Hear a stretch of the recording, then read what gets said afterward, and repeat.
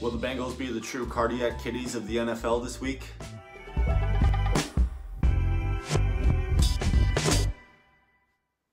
What's up, sports fans? Welcome back to Takes from the Couch. I'm your host, Josh Fry, and today we're going over the NFC and AFC Championship slate of games this weekend.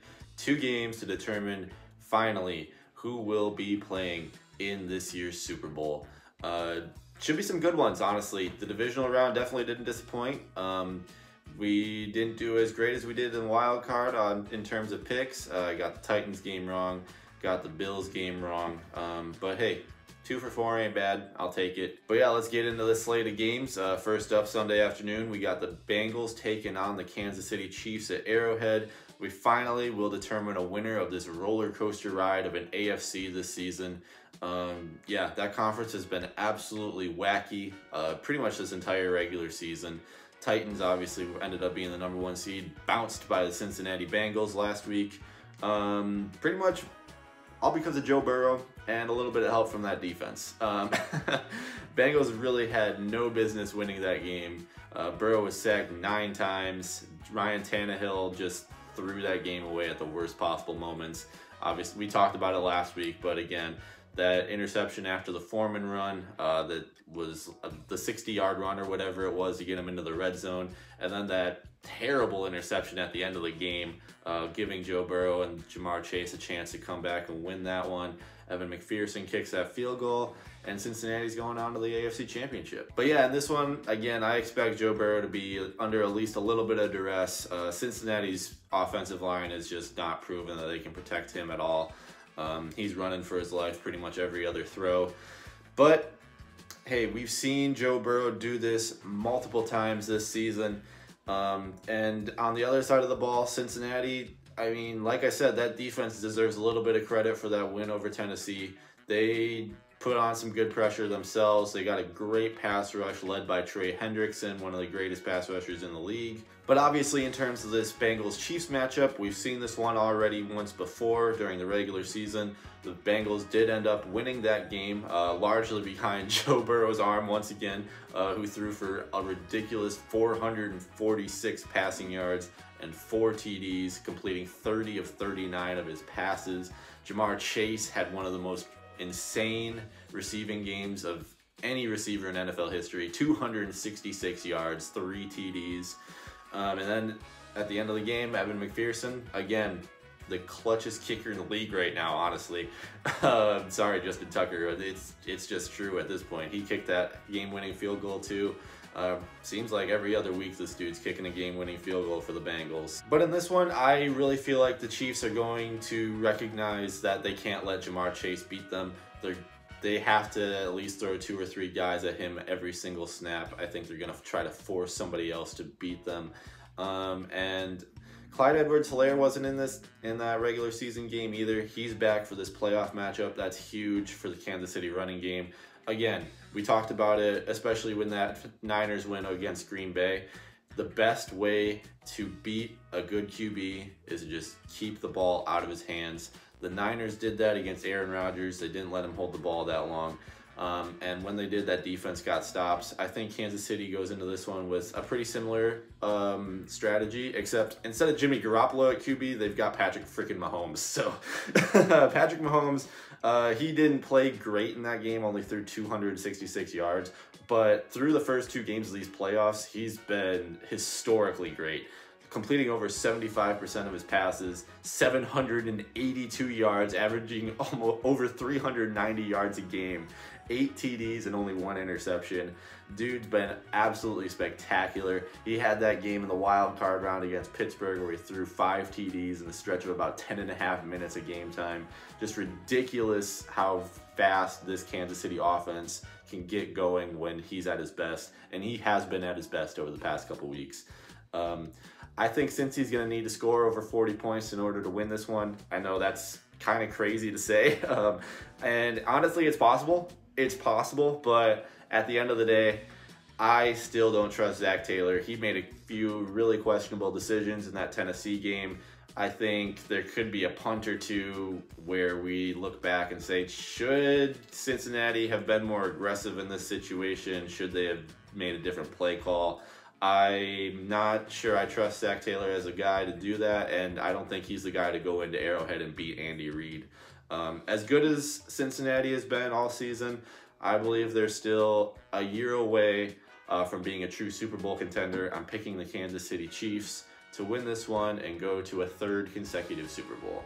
And then Sunday night, you got the division rivalry, the Niners and the Rams taking each other on for the third time this season.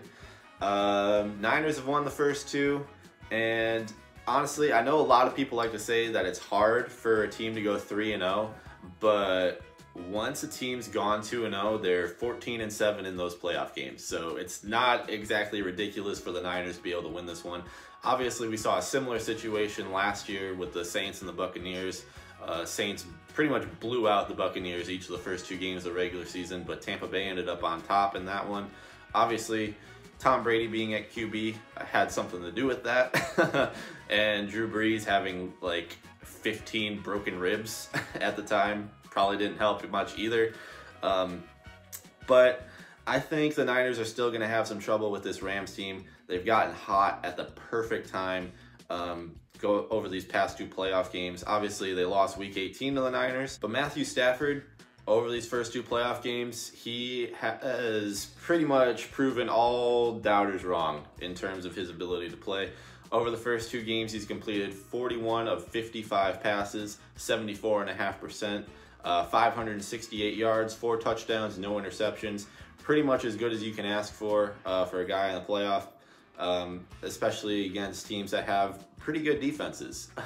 In teams that he's gone up against, Arizona in the wild card, and then they went up against Tampa Bay in the divisional. Obviously, they almost lost to the Buccaneers after being up 27-3 at one point in that game. But the fact that you're up 27-3 against the reigning Super Bowl champs and Tom Brady has to say something too. So honestly, I don't think the Rams are going to have too much trouble in this one. You got a couple really intriguing coaching matchups. Obviously, Shanahan and McVay at the head coaching spots. They're going to be playing chess this entire game. But you've also got an offensive coordinator, Kevin O'Connell, for the Rams, and then a defensive coordinator, D'Amico Ryans, for the Niners, who are both vying for head coaching jobs this year. They are going to be going up against one another, trying to outduel each other, see who can end up on top. Maybe this affects whether or not these two guys get head coaching jobs. Honestly, I think both of them will, or should at least, get a job at some point here in the next couple of years, but maybe whoever loses this game has to wait another year. But for the Niners personnel, honestly, this is about as bleak a situation as you can go into an NFC Championship game with. Jimmy Garoppolo over the first two playoff games has been cold as ice. He's completed 27 of 46 passes, just over 58.5%. Not great. 303 yards, no touchdowns, 2 interceptions. Obviously, the cold in Green Bay had something to do with the numbers from last week, but he did his darndest to throw at least 7 interceptions in that game, and only one of them ended up being an interception. So, I don't know. I don't trust Jimmy Garoppolo going into this game. I think he's playing about as bad football as you possibly can. Deebo Samuel is not on the injury report anymore, at least, so hopefully he'll be ready to go after his knee injury last week. Trent Williams and Elijah Mitchell, though, have both missed practice this week. Williams out with an ankle injury and then Mitchell with a knee. That could be devastating, especially considering Von Miller and Aaron Donald. What the hell is going on out here?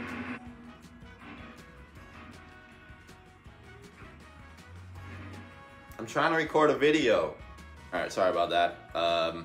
Snowplow decided to come now and clear out the parking lot. So what you gonna do, I guess? What was I saying? Right, the Niners. Some serious injury issues.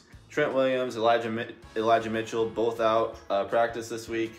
Nick Bosa, he's listed on the injury report as a non-injury related thing, but obviously he had his concussion issues earlier in the playoffs. So the Niners are going into this one less than healthy. Let's just put it that way. And at the end of the day, I think Matthew Stafford makes fewer mistakes than Jimmy Garoppolo. Rams end up getting the win. They're going into the Super Bowl. And we are going to see a Rams versus Chiefs Super Bowl. But yeah, those are the picks going into championship weekend. Leave your thoughts in the comments if you got any. Obviously, like, subscribe, all that good stuff helps me out. But yeah, I'll be back at you later in the week. I planned on doing another 2 videos this week, but I think I'm only going to end up getting 1. I've been feeling a little bit under the weather the past couple days, so haven't really had the voice to really do much recording. Not COVID, thankfully, but yeah, just not feeling great. So I think I'm only going to get 1 other video out this week, other than obviously the championship recap that'll come out Sunday night. But thanks for tuning into this video, and I will see you all next time.